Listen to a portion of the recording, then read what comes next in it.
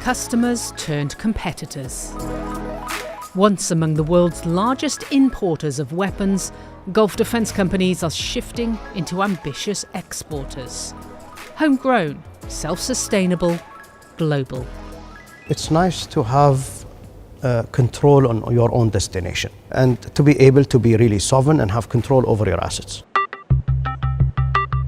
Emirati advanced technology group Edge was launched just 6 years ago. But its CEO, Hamad Al-Marah, says his country's move towards military independence has been decades in the making. The UAE took really the decision towards sovereignty post the Iraqi invasion of Kuwait.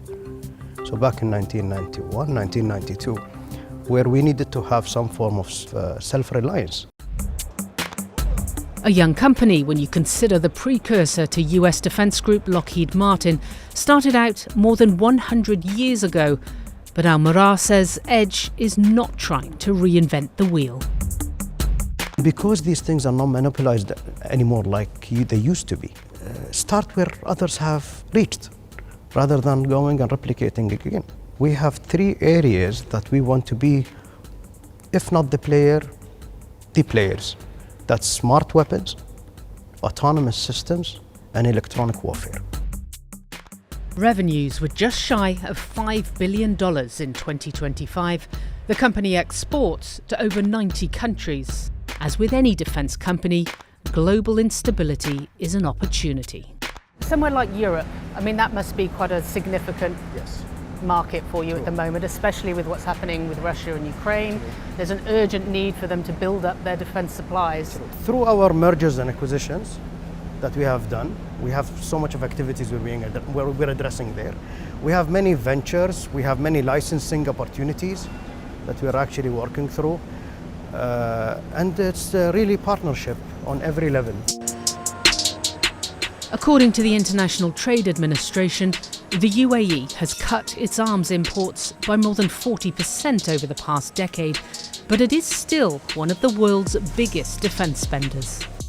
With geopolitical tensions continually testing the region, Al-Marah says uncertainty has a way of fast-tracking decisions, turning cautious budgets into immediate priorities. It's also pushed governments to rethink how much they rely on partners and to double down on building capabilities at home. For the UAE, that shift is clear.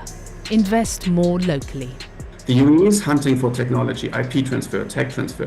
The Saudis too, but when in doubt, they want knowledge transfer. Teach our people, get the production knowledge into our country so we can sustain this. This generation of Gulf leaders is more military-minded than their predecessors. Saudi Crown Prince Mohammed bin Salman, for example, is a former defence minister. Meeting with US President Donald Trump in November, one of his main focuses was to secure delivery of the coveted US F-35 fighter jets. While key military assets may still be imported, Saudi state-owned defence group Saudi Arabian Military Industries, or SAMI, has pledged to localise 50% of its military equipment spending by the end of this decade. A key part of its government blueprint, Vision 2030. The defense industry has always been a critical enabler for any country, and it's beyond just national security and the military force that provides that. There's political and economic value in it just as well. Former Deputy Commander of US Central Command, Bob Harwood, heads up Shield AI in the UAE, a US aerospace and defence technology group focusing on AI-powered automation. Harwood welcomes the military and economic focus of US President Donald Trump on the Gulf region, adding the continuity of political and military leaders in the Gulf has its advantages. All of our U.S. defense industry works under the auspices and with the approval of our U.S. government.